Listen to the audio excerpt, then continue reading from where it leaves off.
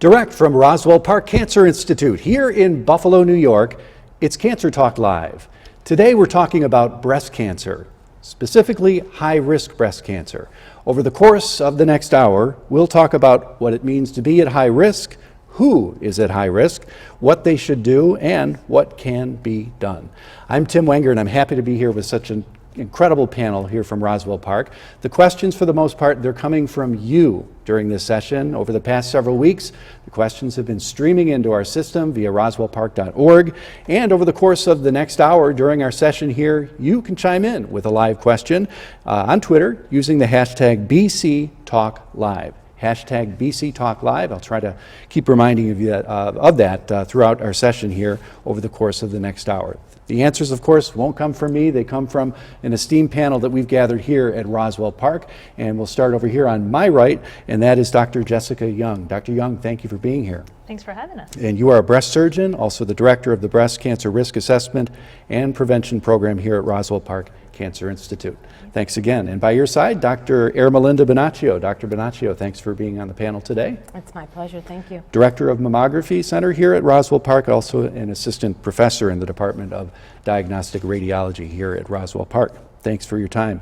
Over here on my left, Dr. Christine Ambrosoni, Professor of Oncology, Chair, Department of Cancer Prevention and Control, at the Division of Cancer Prevention and Population Sciences. A lot of words, Dr. Ambrosoni. Many, and a lot of work too. It is a lot of work, and a lot of advice that's going to come from you and expertise. And right here closest to me, Dr. Nicoletta Voyan, Assistant Professor of Oncology and the Director of Clinical Genetic Service in the Department of Medicine here at Roswell Park. Thank you for your time. Thank you for having me. There's a lot to get to, and when we opened this up to questions, the questions, they came. And I think that's no surprise to you at all. I thought what might be best is to start with kind of a generic term or comment from you on what it means to be at high risk for breast cancer. Dr. Young, I think we'll start with you.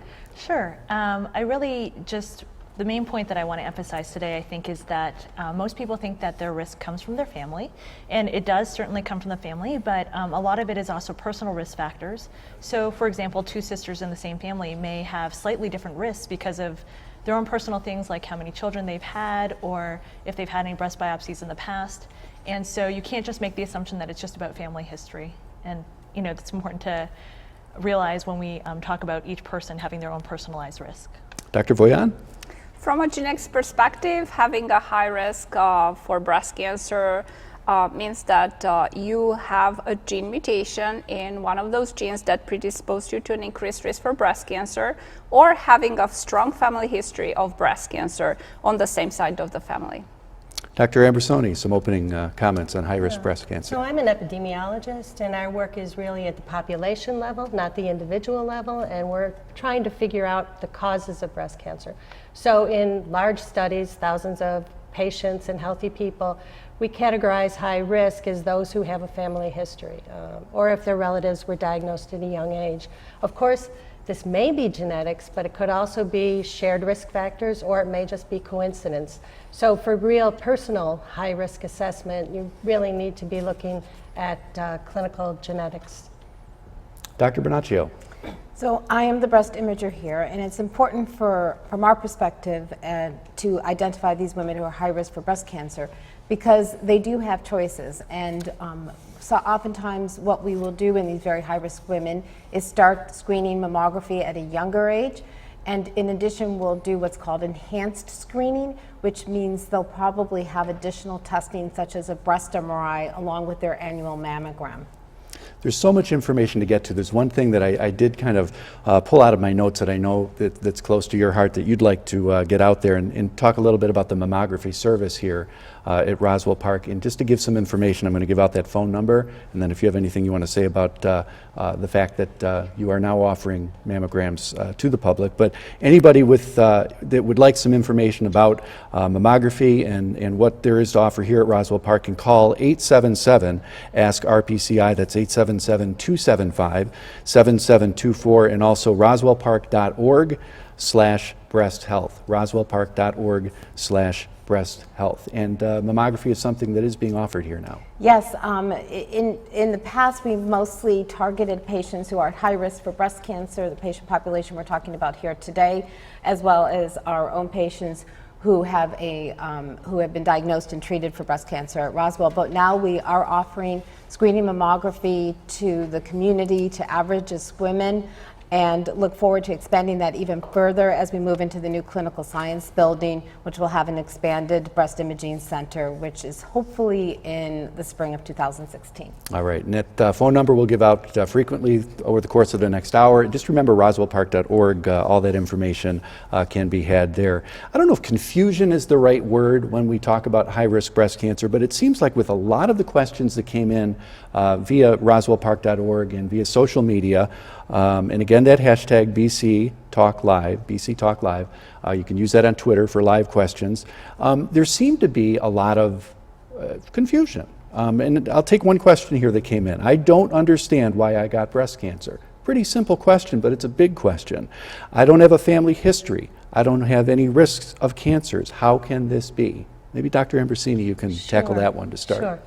So breast cancer is a very complicated disease, and the more we learn, the more complicated we understand it is. And when there are risk factors that we know of, such as family history, which could be genetics or could be shared environment, young age at menarche, having no or few children, or having your first child at a late age at menopause, hormone replacement therapy, alcohol consumption, low physical activity, those are all breast cancer risk factors, but they're only applicable to large populations. None of those can really be applicable to personal risk. And it's likely that there are many factors that may increase risk, some that may decrease risk, and then genetic factors in many other pathways that can also. So it's a combination of many things, and guidelines about risk factors for breast cancer are general ones that we use for research, and then those that we feel are modifiable that people can act on. We try to get the word out, but none of that can really be applied to one's own personal risk. We got that question in so many different ways. That's why I led off with that question. One of you in the lead-up discussions that we had before coming here today together to try to address as many questions as we could individually to the people that have asked of us, for a response today. One of you, and I think it might have been you, Dr. Bonaccio, said that high risk, huge concern, obviously, and we need to know more about it, but most women that get breast cancer weren't at high risk, right? Correct.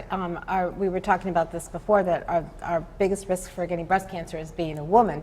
And I think it's so important to have these conversations so that we identify high-risk patients and they receive the enhanced screening or the different options that they have. But it's also important to just keep in mind that an average-risk woman still needs to have an annual mammogram and be screened for breast cancer. All right, let's jump into one more question that came in from the audience leading up to our session today. How do I know if I should have genetic testing to see if I carry a gene mutation associated with an increased risk for breast cancer? Dr. Voyan, I think that probably falls in your area of expertise. Sure. So definitely looking in your personal history or family history, everybody who had breast cancer at age less than 45 would benefit of genetic testing even without having a family history. Male with breast cancer, having a family history of breast, ovarian, pancreatic, or prostate cancer, being of Ashkenazi Jewish and having a family history of breast, ovarian, or pancreatic cancer, having multiple family members on the same side of the family with breast cancer or breast, prostate, pancreatic cancer, or ovarian cancer. Ovarian cancer by itself, everybody who was diagnosed with ovarian cancer should have a referral for genetic counseling and genetic testing. Having family history of breast, sarcomas, or other cancers would also be a red flag and would trigger a referral for genetics. So I would say those would be the most common red flags to initiate a referral for genetic counseling. All right, thank you. And one of our live questions coming in via Twitter and using that hashtag BC Talk Live is, do you do screening breast MRIs for those who are BRCA2 positive when your GYN is not an RPCI physician? Dr. Bonaccio, I'm looking right at you. In general, I mean, absolutely, we do screening breast MRIs in women who are BRCA positive. That is one of the patient populations where having a screening breast MRI is shown to increase our ability to find cancers, small cancers in an early stage when they're treatable. As far as specifically, we typically do breast MRIs mostly for our patients who are part of the high-risk screening program, and as part of our multidisciplinary approach to high-risk screening. We haven't really been doing that for the community as a test for patients who are known BRCA carriers but are not part of our high-risk screening program. But I will certainly, now that I've gotten this question, sort of take a look at our procedures and policies. And I think the best way probably for us to get back to her is through Ask RPCI, through a question through our... Okay, well, the question came in via Twitter, and we'll be able to Okay. follow back with her and let her know that I think it's her concerns will be addressed. Go also ahead, Dr. important to Young. just emphasize that women who have BRCA1 or 2 should have a clinical breast exam every 6 months. So it's not just the screening with the MRIs, but also MRIs and mammograms yearly, but having the clinical breast exam is also really important. So. And that's part of why I really love being part of the multidisciplinary program in our high-risk screening assessment and prevention program, because we all work together and make sure these patients are getting the appropriate testing and clinical breast exam, and are then any trials that are available that they can participate in. So that's sort of been our focus in that program at this point. Well, we know we hit on a topic that there's a lot of interest. We really got overwhelmed with questions, and we've sifted through them. A lot of the questions were repetitive, and that's a good thing. We're able to address multiple questions with one, but they are sometimes very specific. So just understand that as the questions do get addressed today, we'll try to do it as specifically as we can based on the information that the experts and the doctors have here on the stage. Let's dive right into one that is somewhat specific. This listener, viewer, says, my mother died of breast cancer at age 66. I have a mammogram annually and do self-breast exams. Is there anything else I can do? Dr. Young? You know, just having one family member who had breast cancer at what I'm assuming is a postmenopausal age, it does increase your risk of breast cancer a little bit, but it probably doesn't put you into a high-risk category per se. There are some things that you can do to either, I mean, if you have other personal risk factors, you may fall into the category where you might need enhanced screening. But even without enhanced screening, there are certainly lifestyle factors and things that you can help to reduce your risk without having to take any medications or do anything else.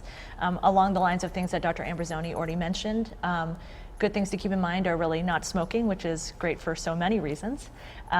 Really very little to almost no alcohol consumption.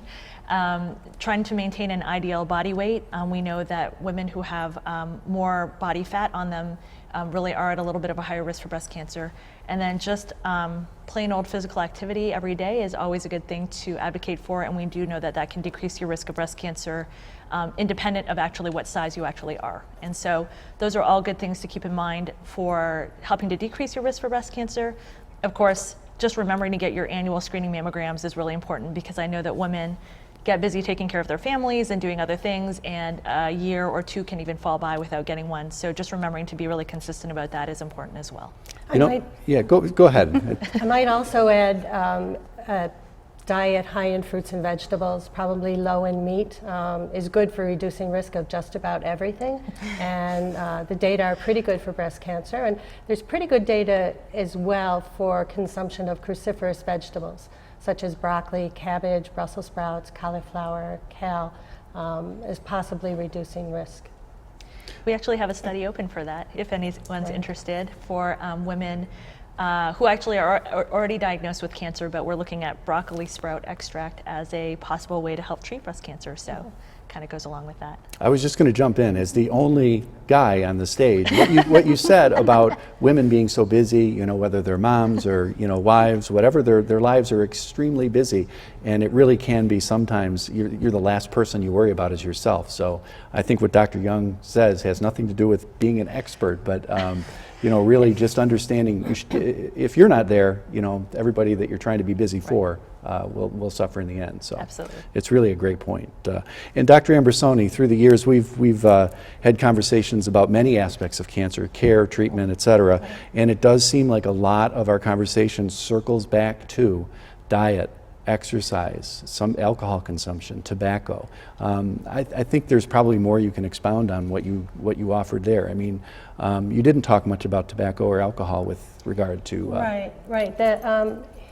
The data with smoking are pretty complicated because for years it didn't look as though smoking increased risk of breast cancer. But if you want to give mammary tumors to a mouse or a rat, there are a lot of carcinogens you can give and they'll get those breast tumors. There are also, you can see that tobacco smoke carcinogens have interacted with breast DNA.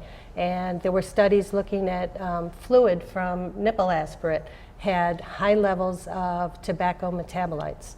But the epidemiology is very difficult because you're looking at hundreds or thousands of people and comparing, and you're using questionnaire data to get good measures. But recently there was a large panel and they did conclude that smoking increased risk of breast cancer, and particularly if you have kind of common differences that make you less able to get rid of those tobacco smoke carcinogens. Physical activity is a clear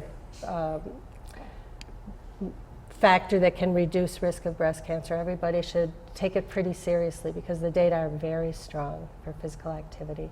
Alcohol consumption, we hate to hear it, but the data show that even one glass of wine or alcohol a day increases risk somewhat. So people who are really concerned about their risk should take that seriously. Okay, and our hashtag is pretty active as we continue our discussion here live from Roswell Park. Hashtag BC Talk Live. Hashtag BC Talk Live on the screen behind me as well. So if you do have a question on Twitter, go for it and send it our way, and we'll get it to the experts.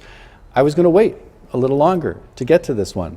You all know what I'm going to do now because the question came from Twitter. Can you talk about this week's new ACS, American Cancer Society, recommendations on mammograms? And it's something that's been talked about a great deal in the media since it was released, and I think just about all of you have an opinion on it. Dr. Bernaccio, I think I'm going to start with you there. Sure. So I think the most important thing to start off with is that this is regarding average risk women. So we're a bit off topic here. This does not really apply to the high-risk screening population, the high-risk population. But yes, the American Cancer Society published new guidelines for screening in average risk women this Tuesday, which were meant to clarify this conversation which we have continued to have in this controversy. We continue to have about what is the best age to start screening mammography, but in reality has added to the confusion. Some areas of agreement amongst the American Cancer Society and some of the other recommending bodies, including the one that Roswell participated in, which is the National Comprehensive Cancer Network. Our guidelines have not changed. We still recommend screening mammography at age 40. But where we can agree is the American Cancer Society actually in their paper confirms that mammography lowers the risk of dying from breast cancer, and maximum benefit of that decreased risk of dying from breast cancer will happen if women start screening beginning at age 40 and screen annually. They don't argue against that. All the trials, both observational and randomized control trials, support that. But the approach they took was how is it best for us to balance this known benefit with the harms of mammography, and specifically that the harms that they refer to in this publication is a false positive mammogram, which either you need to return for additional mammogram pictures or ultrasound, and most of those actually turn out to be fine, or you even need a biopsy and that turns out to be fine. This is referred to as a false positive mammogram. And their argument, their recommendations are based on the fact that they feel that the maximum benefit of mammography versus the harm, this false positive study, false positive mammogram, is between the ages of, starting at age 45. But they also recommend that women beginning at age 40 should have the opportunity to begin screening, because you will have a decreased risk of dying from breast cancer if you start at age 40, but this should be a more informed decision. So it's confusing. I think the good news is it's supporting that mammograms save lives, and it's just trying to refine it in a way. I think my disagreement with it is the harm of a false positive mammogram, in my mind, in the mind of the NCCN, is far outweighed by the benefit of having a decreased risk of dying for breast cancer. So myself, the NCCN are not changing our guidelines. I still recommend annual screening mammography for average risk women at age 40. And that's the key, average risk. What you just said is to me, a very key point. Those guidelines came out for the average risk. And specifically today, we're talking to a lot of people who have submitted questions that either have determined that they're at high risk, have been determined that they're at high risk, or think they might be at high risk. And those guidelines really aren't for them. Correct. They're not, because often in that patient population, as we spoke to earlier, we may start screening even younger than 40, depending on their family history or if their BRCA mutation, and do additional testing such as breast MRI. Anybody else on the panel have comments or concerns over the ACS guidelines that came out this week, or want follow-up comments on that at all? Dr. Young, looks like you're... Well, I think a lot of times when you're looking at guidelines, they're trying to look at the cost to society as a whole as opposed to the particular person. So when they're talking about bringing people back for extra mammograms and bringing them back for extra biopsies, it certainly causes it can cause a lot of psychological harm to the person, being so anxious about it. But they're also trying to calculate in general the cost to society of having to have all of these false tests done, which do cost more money than just having a regular mammogram. So they're not, I think they're just trying to weigh the risks and the benefits overall, but they really did not argue against having what we recommend as a standard now at age 40 or stopping it earlier. They're just suggesting it as a possibility, trying to find groups where maybe false positives are a little bit higher or where they may or may not benefit quite as much. But they're kind of looking at it from a completely different perspective, and I think it's important to keep that in mind. That's their job, but they're not really looking at each individual person, I don't think, as much. And there's some good studies showing that women who've had a false positive mammogram, although it is a very anxious time while they're awaiting results, that there are no long-term effects and are very happy to return for their annual screening mammogram after that. This brings to my mind, it's the same issue as talking about risk factors for breast cancer, that on a population level, we can talk about things that cause breast cancer or reduce risk, but it's not necessarily true on an individual level. And years ago when these guidelines came out, I skipped a couple of years of getting a mammogram, and when I went, he said, "Why haven't you been here?" And I said, "Well, the guidelines say," and he said, the same thing, that this is cost benefit for society, and what if 2 years ago you developed a mass? Would you want it diagnosed, or would you be worrying about, and so now I get my mammograms every year. I think there's we live in a society where we want definitive answers, and the guidelines are good to get us talking about it, but obviously with the input of professionals like you, and everybody should be listening to their medical professionals when it comes to breast cancer, and certainly if they're at high risk. Speaking of which, a lot has been brought up here. If you have any concerns about yourself or a loved one who might be at a higher risk level or just needs an assessment of their risk level with regard to breast cancer, you can always call Roswell Park, and you can do so toll-free at 877-ASK-RPCI. That is 877-275-7724. If you prefer to go online, roswellpark.org/breast cancer risk. roswellpark.org/breast cancer risk. It's a great resource, and all of that information is readily available to you. Let's jump to one of the questions that was pre-submitted to us. And Dr. Voyan, I think this falls into your immediate area of expertise.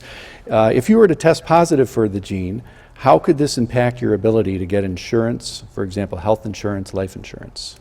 So for most New York State residents, there are federal laws and state laws in place to protect against discrimination in regards of employment and health insurance. Those laws, however, do not cover life insurance, long-term care, and disability.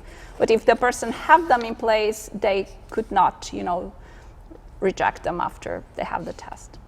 Okay, and this one from our audience too kind of jumps back to Dr. Bernaccio, I think. I don't have a family history of breast cancer, this writer says. Do I still need to have a yearly mammogram? I think we kind of edged into that discussion, but I think it deserves some emphasis from you. Yeah, I think we talked about this a little bit before too, that it's important to focus on this group of patients who are at high risk for breast cancer, but I would not at all want the take-home message to mean if I'm not at high risk, I don't need an annual mammogram. So yes, if you don't have a family history of breast cancer and are a woman, you still need your annual mammogram. On a population level, about 15% of women with breast cancer have a family history. Right. So that leaves 85% of those women did not have a family history and got breast cancer. Interesting. No, thank you. Another question that is coming from the audience before our session today. Does a breast reduction for large-breasted women with a family history of breast cancer reduce the chance of breast cancer if there is less breast for the cancer to potentially grow? Dr. Young. That is a great question. Whoever was writing that is really thinking outside the box, but there's really not any evidence to show that a reduction can reduce your risk of breast cancer. I would say that if you are having a reduction, to make sure that your specimens are tested to see if there's any cancer cells in them, because every once in a while we will find either cancer cells or maybe atypical cells, which are important to finding your own risk level. If you have atypical cells, it does bring your risk up. So it's always good for that to be tested thoroughly. So. A follow-up question that just came in off of Twitter using that hashtag BCTalkLive. I was told I have dense breasts. Does that put me at high risk, and should I be screened differently? And I think maybe both of you might have something to say about that.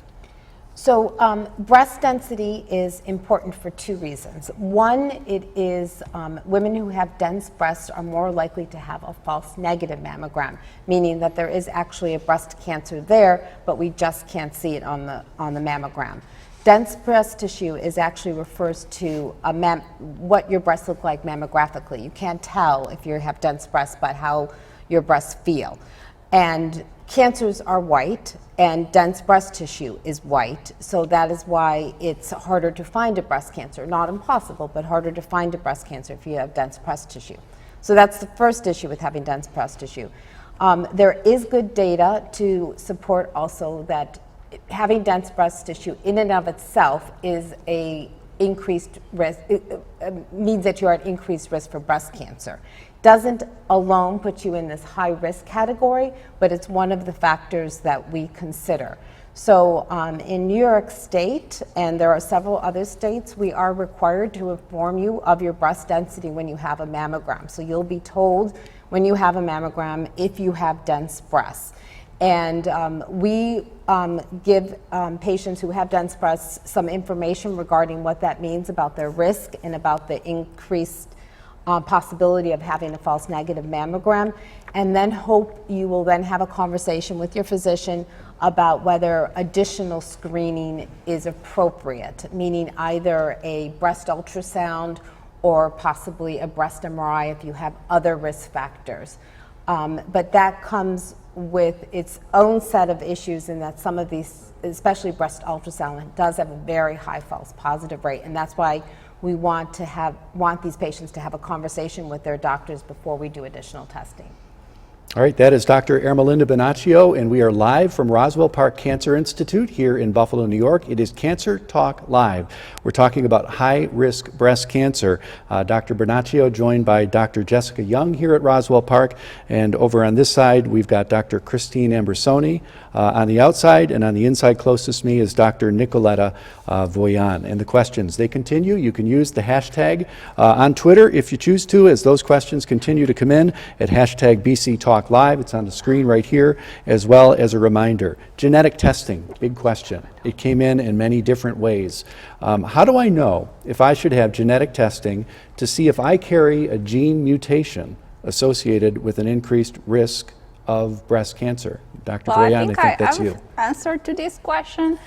So if you personal history or family history shows any of these red flags, either having being diagnosed with breast cancer under age of 45 or between 45 and 50, and an additional family member, a close relative with breast cancer, having a family history of breast cancer in multiple close relatives on the same side of the family, having a family history on the same side of the family with breast, ovarian, pancreatic, prostate cancer, being of Ashkenazi Jewish ancestry and having a family history of breast cancer, ovarian cancer, or pancreatic cancer, having been diagnosed with breast cancer triple negative under age of 60, or having a close relative with such, and having history of breast cancer, sarcomas, endometrial cancer, or other cancers on the same side of the family. Or if there are any concerns, please call 1-877-ASK-RPCI if you have concerns about your family history or personal history, and if that would qualify you for having a genetic counseling with or without genetic testing. Okay, and that phone number is 877-ASK-RPCI, and the number is 877-275-7724. I almost said that wrong, 7724. We've been talking an awful lot up here about high risk, and we've talked about what makes a person high risk. But what does the high risk program entail, and how do I find out if I'm eligible? So you can, again, go to 1-877-ASK-RPCI, or you can go on the Roswell Park website. I think it's roswellpark.org/breasthealth. And really, there are some tools there, or you can connect with a live person to be asked some questions so we can sort of evaluate you about whether you would be eligible for the high-risk program or not. And really, what the high-risk program is aiming to do is to go through your personal factors and your risk factors with your family history, and to try to give you a better estimate about what your risk for breast cancer is. And then a lot of it is just about information about different ways that you can modify your risk factors, other drugs that you may or may not be able to take to help decrease your risk. We talk about whether you're eligible for enhanced screening and also for genetics. I think an important point is that just because you may not be eligible for genetics does not mean that you're just not high risk at all. Again, those personal risk factors are important to making up your risk as well. And I think one thing we haven't talked about a huge amount is if you had previous biopsies which have showed any sort of atypical cells, or maybe you've had a biopsy that shows something like LCIS, then those are going to put you just personally at a higher risk without even any real family history coming into play there. And so I think everyone sort of has an idea of what their risk level is, and I think it's important, if you have any questions, to get more information about that. Some people grossly underestimate their risk, some people grossly overestimate their risk, and our program is a lot about information for you to be able to understand your risk level and then what else can be done about it. Another question coming in live from the audience: I don't have any insurance and haven't worked for over 4 years. I'm 55 years of age and haven't had a mammogram in 5 years. What do I do? So, Dr. Bonaccio. So there's a couple options.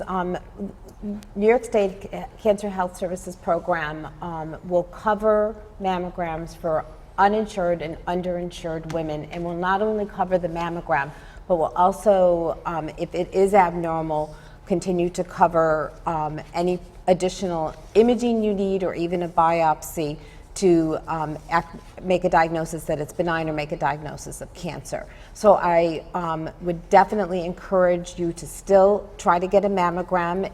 It is covered by this program. It's a wonderful program that we have in New York State. And you basically could then have your mammogram anywhere. It's not specific to any one site, but that would be the best way to get an annual mammogram. Great information for that person, and I'm sure a lot of others out there. Specific question coming in from our audience, and this was submitted prior to the forum today off of roswellpark.org. My mom, my aunt, listen closely because this one's got a lot of details in it. My mom, aunt, grandma, and great-grandma have all been diagnosed with breast cancer.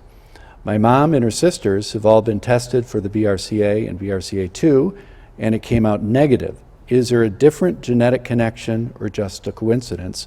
And is there anything I can do to prevent myself in advance from also being affected? Dr. Voyan, you want to tackle this one? Yes, I will start with it, and probably after that, Jessica, Dr. Young can talk about enhanced screenings.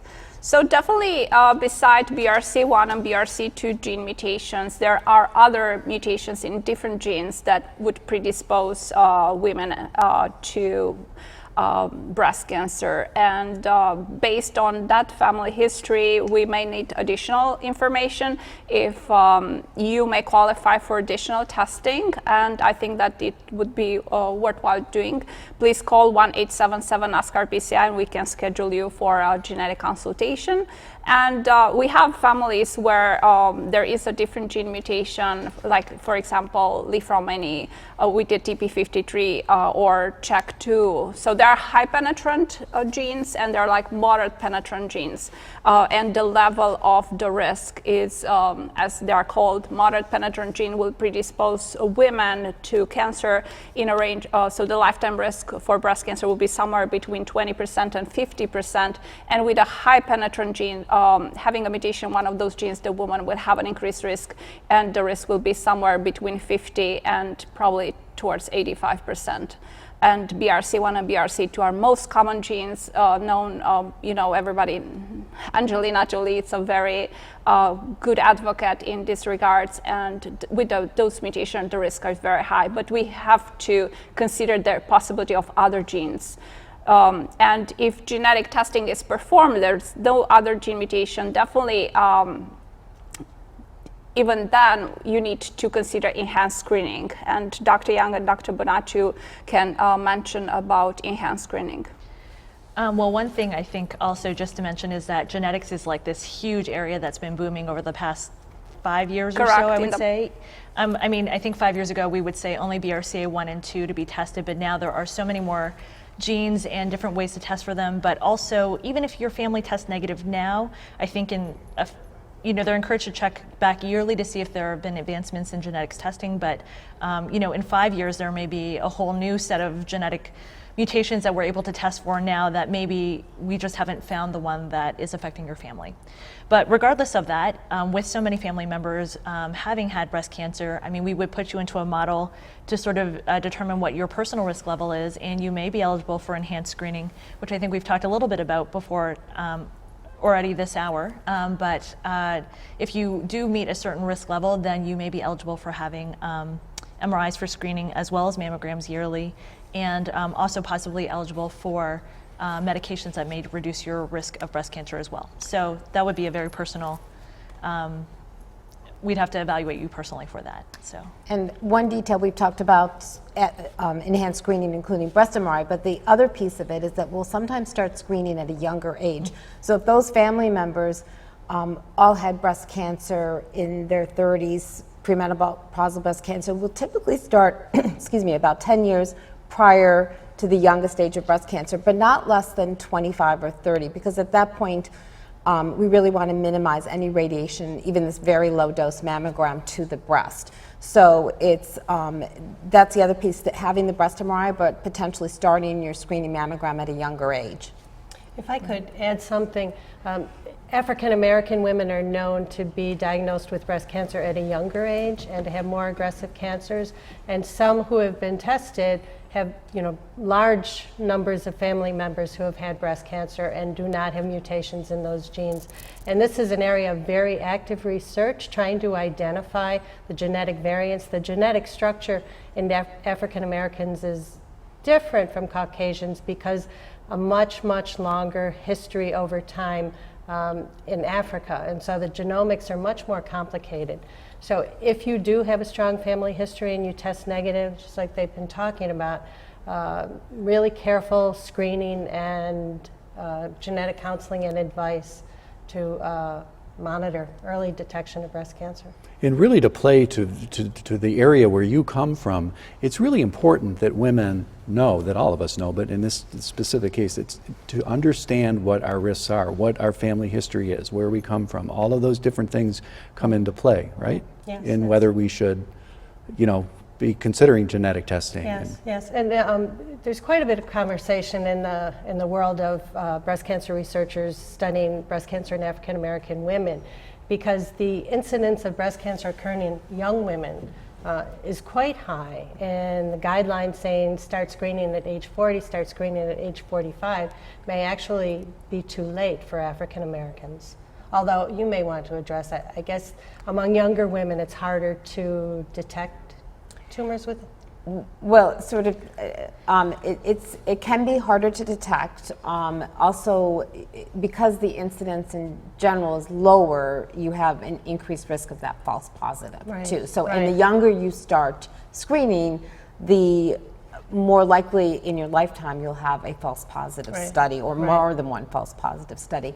And unfortunately, most of the screening trials did not have populations of African American women that were large enough to actually be able to analyze the data. So we're in an area where we just don't have a lot of data. Right. But knowledge is power. It's what I'm hearing. The more you know about your personal situation and your history, your family history, determines how many of these questions apply directly to you. And again, we'll continue to give out that information with a phone number, with the website, if you have any questions or concerns following this webinar here live from Roswell Park. Another question that was submitted to us prior to the session today: want to know more about the lifetime risk of breast cancer in the other breast after successful surgery and treatment. It's an interesting question. A lot of women have been treated for cancer. They've had mastectomy. Dr. Young? Well, I mean, whether they've had mastectomy or not, a lot of women, I think, especially these days, are considering having both breasts off when they find out that they have even a very small cancer. And really, there is a risk for breast cancer in the opposite breast if you are not, if you don't have a mutation. So for women who don't have any known mutations in their family, the risk is probably somewhere around 5 to 10% over the lifetime. It's going to be a little bit more for women who are younger, just because they have a longer life to continue to live. So they have more time, I suppose, to develop another breast cancer. But it's really fairly low in general, and that's why there's not a specific recommendation to have both breasts removed when you do develop breast cancer the first time. That is a little different for women who have mutations. So in general, for a contralateral or opposite breast cancer in a woman who has a known mutation, especially with BRCA, the risk level is probably more around 25 to 30%, and so those women are at much higher risk and may want to consider having their opposite breast removed prophylactically, or without any real issues in it at that time. So. This next question is a long question, but I think it bears a pretty important point. And Dr. Voyan, listen closely, because I think this one really targets your area of expertise, not to put you on the spot. Should I get genetic testing? That's the basic question. Here's the detail. My mother had breast cancer at age 60, had a mastectomy and chemo, died at age 66 in 1986. Her oldest sister had breast cancer, age 45, had a mastectomy, died at age 47 in 1965.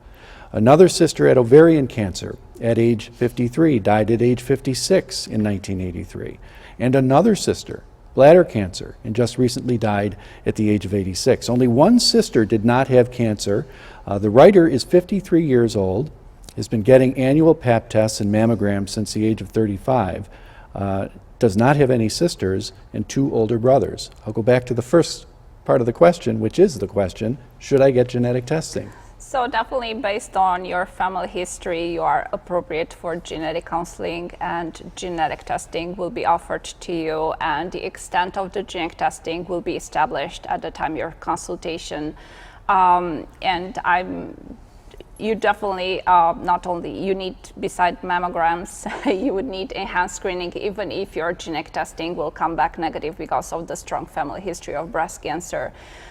We do not have any data in regards of family history of breast cancer in women and having, offsprings males. So there's no guidelines for your brothers if they will also have genetic testing that will come back negative.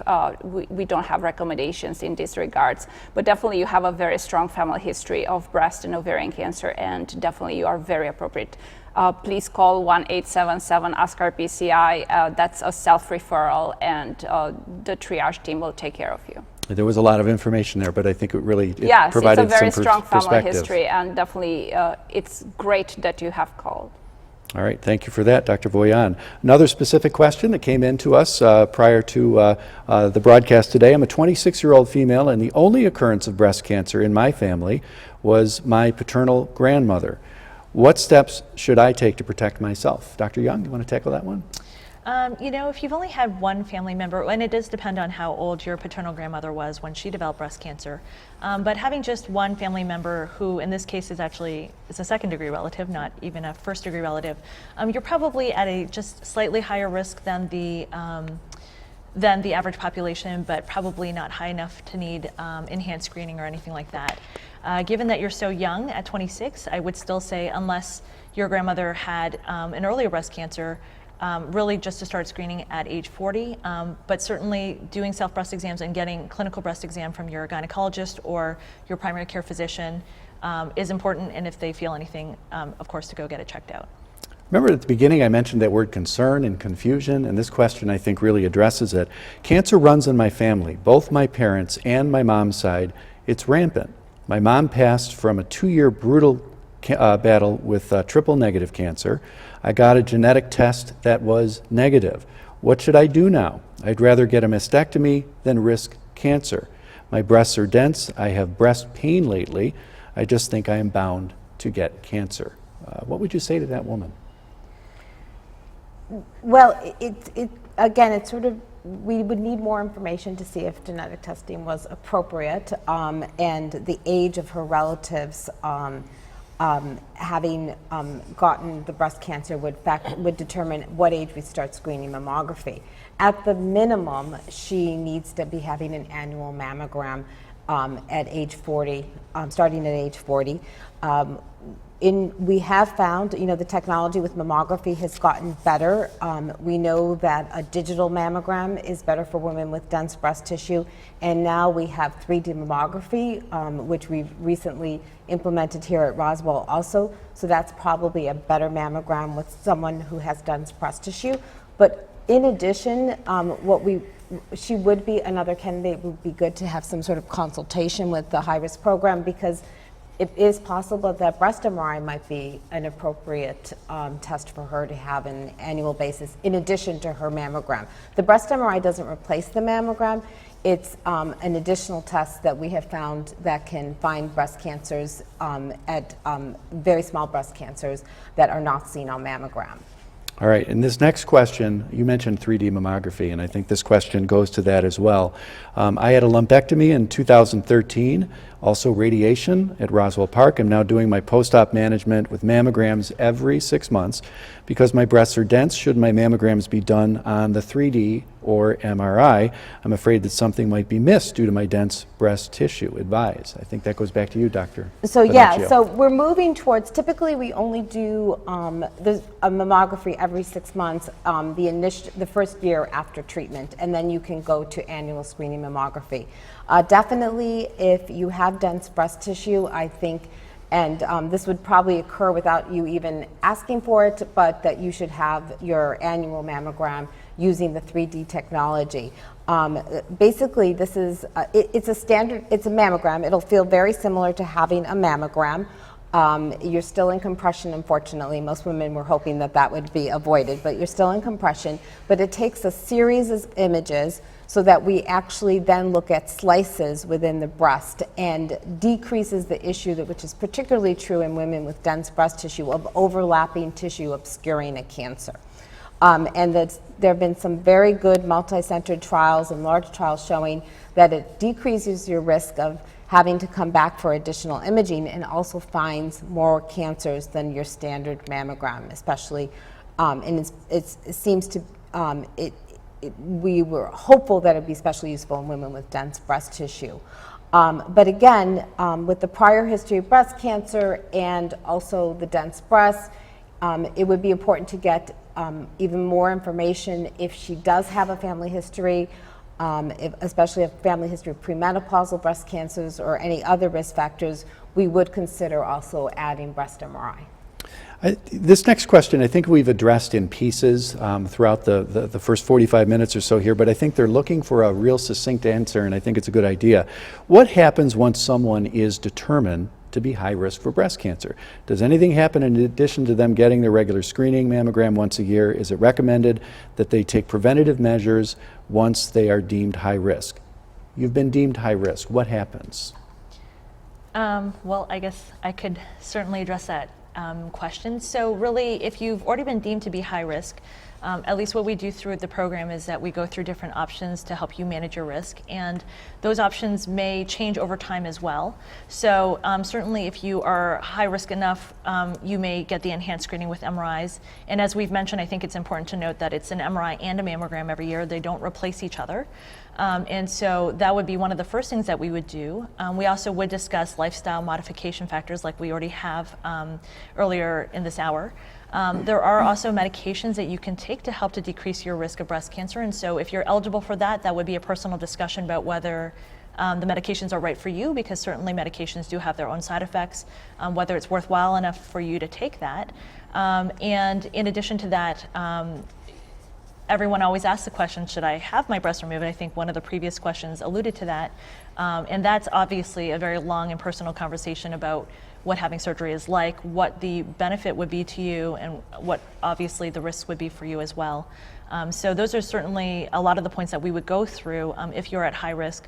And in addition to that, obviously getting a clinical breast exam with us, and sometimes we see you every 6 months depending on what your risk level is, or sometimes you can alternate that with your gynecologist, so you're always getting sort of a clinical breast exam, maybe twice a year depending on the point of the year. But there are certainly a lot of, I think one thing to emphasize is that it's a lot about information and getting the knowledge. I think a lot of women have this fear of being genetically tested or being found that they're high risk, and they think, well, automatically, because it's been popular in social media, that you have to do a very dramatic surgery and have to remove your breasts and everything. And I think it's really a time to open up the discussion about what alternatives are possible. Even if you are BRCA positive, I do encourage women to think about what the options are. They don't have to have their breasts removed right at the moment they find out they're diagnosed. They don't have to have them removed ever, but in the cases where they're waiting or they're not sure yet, then we want to make sure we're taking the appropriate measures like getting enhanced screening so that they can be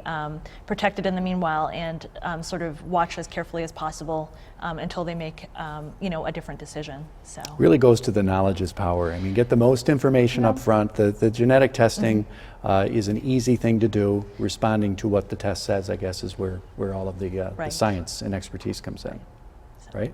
Okay. Another question that has come into us here for the panel. Do you suggest going on chemoprevention drugs, such as tamoxifen or an aromatase inhibitor? I worry about the side effects of the drug versus the risk reduction. I'm not sure who wants to tackle that. Dr. Young, go ahead. Probably good for me. So really, these drugs are really only for women at a certain risk level. So we would have to determine what your risk level is first, and also for women over the age of 35. Most of these drugs are very well tolerated, but they are taken for 5 years at a time. So it's not just something you do once and then you've managed to reduce your risk and you don't have to take it anymore. It's a daily pill that you take for 5 years.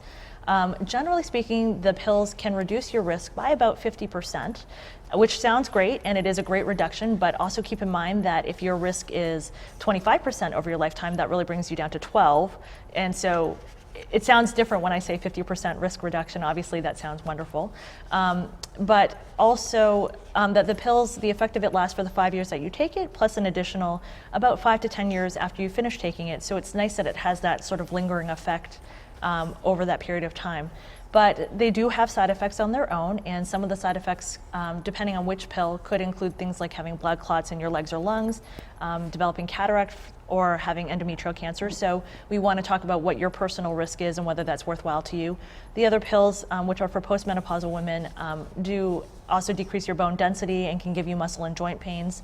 And so, I'd have to meet you and we'd have to talk about that. There are a lot of women who, after hearing the side effects, may opt not to really start it, or they may opt to start it and see how they feel on it. And if they feel that it's not, that they're having side effects that they can't tolerate, then we stop it. But certainly taking a pill is a discussion you need to have with a physician about whether that's really right for you or not. So. All right, on a screening front here, Dr. Bonaccio, what options do I have other than radiology for a breast exam? I don't like the idea of radiation at all, says this person. Yeah, unfortunately, really the only test we have that has been shown in good randomized controlled trials and observational studies to lower your risk of dying from breast cancer is the mammogram, and is that basic 4-view mammogram that was, most of those studies were done with screen film.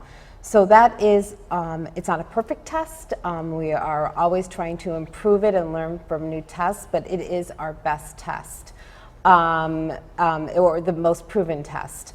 Breast MRI does not involve radiation, but as we've talked about previously, we don't do breast MRI without mammography. It's done in conjunction with annual mammography.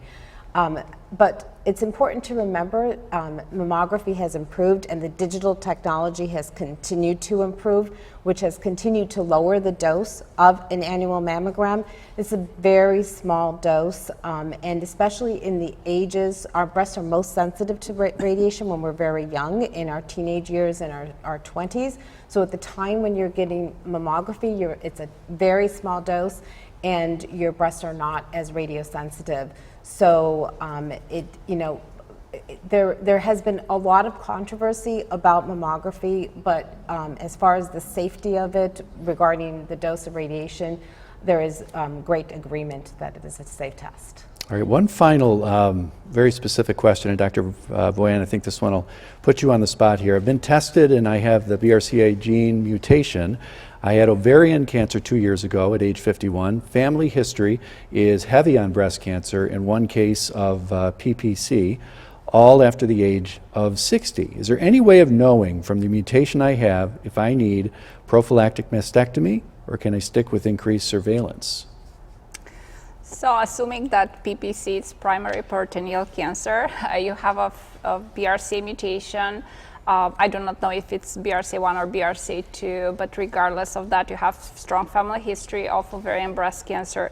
So there is no way by knowing the mutation to tell you what is your risk to develop breast cancer. But we know that generally having a mutation in the BRCA1 or BRCA2 genes you will have an increased risk that would be up to 85% lifetime risk. And again, as Dr. Young mentioned, you have the option to have bilateral mastectomy. It's not a recommendation, it's a personal option, or you can have enhanced screening, which would include clinical breast exams twice a year, mammogram once a year, and breast MRI once a year. And that those will continue until you are healthy, and it will be your personal decision to choose bilateral mastectomy or to stick with enhanced screening. And having a discussion with a high-risk breast clinic, I think, will help you to make that decision. Dr. Ambrosoni, we come to a close really quickly. Time flies when we're having fun here on Cancer Talk Live. Some parting thoughts maybe from you as we talk about high-risk breast cancer, what it means to you, and the most important thing you'd like to get out there to the people that are watching this webinar today. Well, of course, being screened is really important, and checking in with your doctor. But one thing I did want to mention is there's a lot of hope for the future. There are a lot of tests now that are based on blood that's just in the research phase, but being able to identify tumor DNA in blood. Our Center for Personalized Medicine here at Roswell Park is working on developing those assays. So not now, it's not available now, but all over the country, all over the world, people are working on trying to identify blood tests that can then So, yeah, you really need a mammogram, or you really need enhanced surveillance. So there's a lot of hope for the future for additional detection. All right, Dr. Ambersoni, thank you so much. Dr. Christine Ambersoni, Professor of Oncology here at Roswell Park. I appreciate your time today. Dr. Bonaccio, since you talk a lot about what women can do, should do about their screening, some parting comments and thoughts from you today. Basically what we've already touched upon through this conversation, for women at average risk of breast cancer, despite the confusion, I think it's very important to continue having annual screening mammography at age 40. And for women who are at high risk for breast cancer, I personally believe that the multidisciplinary approach that we have here at Roswell is, or other multidisciplinary approaches is your best option, where you can have conversations about chemo prevention, surgery, enhanced screening. But the most important thing is for you to start the conversation with your physician and determine if you're at high risk and have the information of what your options are. All right, Dr. Ermelinda Bonaccio, thank you so much for the expertise and time today, Director of Mammography here at Roswell Park. Dr. Young, some final comments for those out there. I think we've said it a lot today, but information is power, and I think starting that conversation, finding out if you think you're at high risk at all, don't be afraid to ask those questions. And really, once you have the information, you can do with it what you want to do. So don't be afraid that something very dramatic is going to happen if you find out that you're at high risk. It's just more power for you and more information and getting to know what options are available to you. And I think just getting in and having that done is probably the most important part. So, and just screening. Screening is huge. Can't Say it one more emphasize time. it enough. Screening. Screen away. I mean, really, breast cancer is, no one wants to have cancer, but if you can catch breast cancer early, it's usually very treatable, very curable, and we can't unfortunately say that of every cancer. And so even if you're just at average risk, if you are just screening all the time, hopefully we'll catch things early and we can get you back to good health with some treatment. So, Dr. Jessica Young, thank you so much. Director of Mammography, that's you, I'm sorry, Dr. Bonaccio. Just gave your job away. Dr. Jessica Young, you're a breast surgeon and also the Director of the Breast Cancer Risk Assessment and Prevention Program here at Roswell Park. I don't want to move the pegs around too much. And Dr. Voyan, some final thoughts as we talk about high-risk breast. So if you are concerned of your personal history or family history of cancer, do not hesitate to call 1-877-ASK-RPCI to see if you're eligible for genetic counseling and genetic testing. Also, if you had genetic testing in the past or where you were not or you did not qualify for that in the past, please call because now guidelines changed. New genes were discovered. We have new guidelines. For some of them, they're like at the very beginning, but hopefully in the next years we'll have more guidelines even for the moderate penetrant genes. So please call 1-877-ASK-RPCI. Dr. Voyan, thank you so much. Dr. Nicoletta Voyan, by my side, Assistant Professor of Oncology here at Roswell Park. Thanks to all of the panel members today. It's always interesting and a wealth of information when we present here at Cancer Talk Live. We'll do it again real soon. Some information for you before we part. The phone number has been given out many, many times, and here it is once again. It's 1-877-275-7724. That's 877-ASK-RPCI. Some information available to you, of course, all the time on the web at roswellpark.org, and specifically you can go to roswellpark.org/breastcancerrisk or /breastcancerhealth, and you can get an awful lot of information. Thank you so much for joining us, and we hope to be back with you with Cancer Talk Live again.